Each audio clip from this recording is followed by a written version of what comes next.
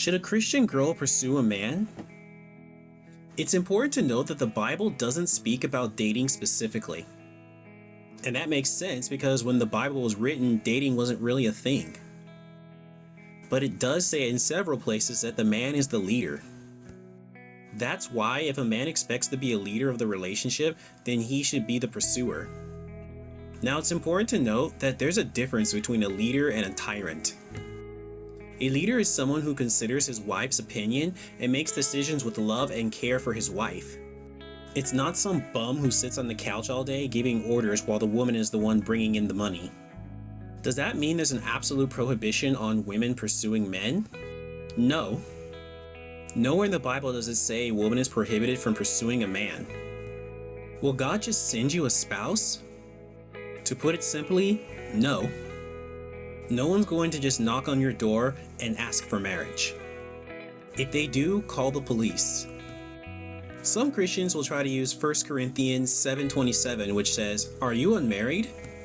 Do not look for a wife," as an excuse to be lazy and or give up. However, if we look at the verse right before that, Paul also said, "Because of the present crisis, I think that it is good for you to remain as you are." It is critical that as Christians we don't cherry pick verses and we must take the word in context. At that time, the early Christians were being persecuted and even killed. That is why Paul advised against finding a spouse at that time. So if you keep asking yourself, why is God keeping me single? You should change that to, why am I keeping myself single? Pursue, but don't be thirsty. Some people who are looking instead of giving up will try too hard to get a man or a woman. They'll settle for someone that they know isn't right for them, or worse, for a person that is just using them. I tell you the truth, desperation is never attractive. It's just like the businessman who is trying to grow his business. If he gets too desperate for customers and makes his prices too low, then he won't survive very long. If, however, he works to attract customers by advertising and selling a good quality product at a reasonable price, more likely than not, the customers will come.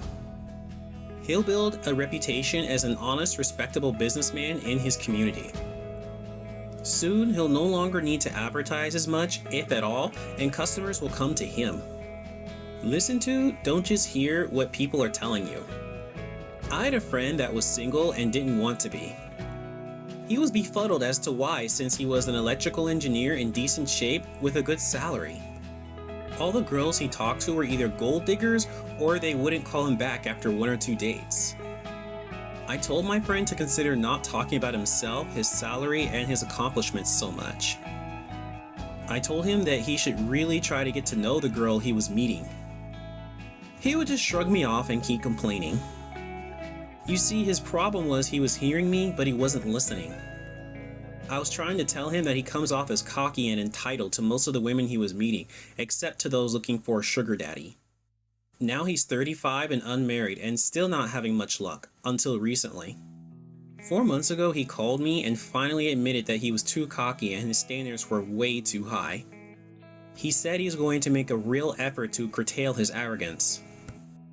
Just yesterday, he said that he's been on 4 dates with a nice woman he met from eHarmony. They're taking it slow, but it looks really good is what he told me. The truth is, it's not just me, but other people tried to tell him what the true reason, that he wasn't having much luck, but he chose not to listen. The bottom line is if someone you trust is giving you hints about your problems, so long as it's congruent with biblical teachings, then it should be considered. Why a girl pursuing a guy can be problematic. Many Christian sisters ask me if it's okay for a woman to pursue a man. The question is understandable given the images we see of worldly women going after the men that they like. But remember, the world's way is not God's way. I strongly advise Christian women to be cautious in the way they pursue. Christians tend to be old school, and the old school says a man should pursue a woman. Proverbs 18:22 says it too. So many Christian men might perceive being pursued by a woman as a sign of thirst, or worse, that she's easy. A young lady I was counseling asked me 4 years ago if she should pursue a young man that she really liked. She was sending the signals, but he kept brushing her off. I told her you can send signals and maybe let him know that you're interested, but after that, he should be the one to pursue you. She kept calling back with excuses like, but maybe he's just shy, or it's the modern era now.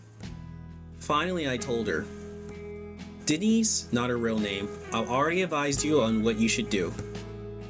Women should not pursue men strongly no matter what the world tells you is okay.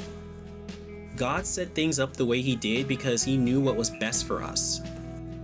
However, it sounds like you've already made up your mind with what you want to do, and I can't stop you. She went on and pursued him strongly. She even called him and offered to pay for their dates, and they began a relationship. She was so happy at first.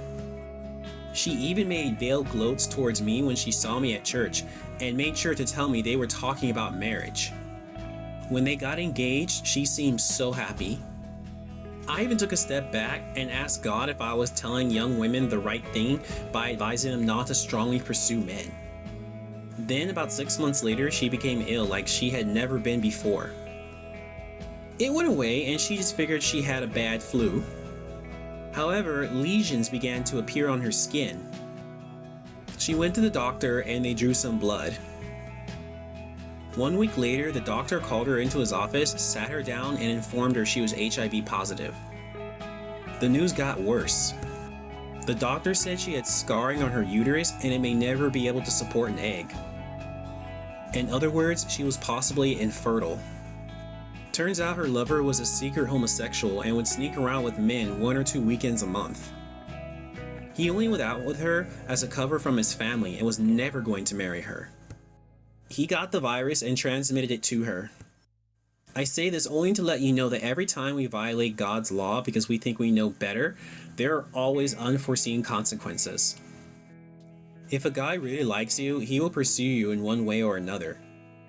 Watch my video on signs a guy likes you in the description. Be a righteous person.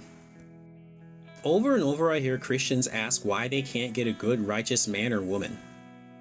The truth is, the answer is in the mirror. Do you curse? Gossip? Tell white lies? You may not think people notice those things, but they indeed do.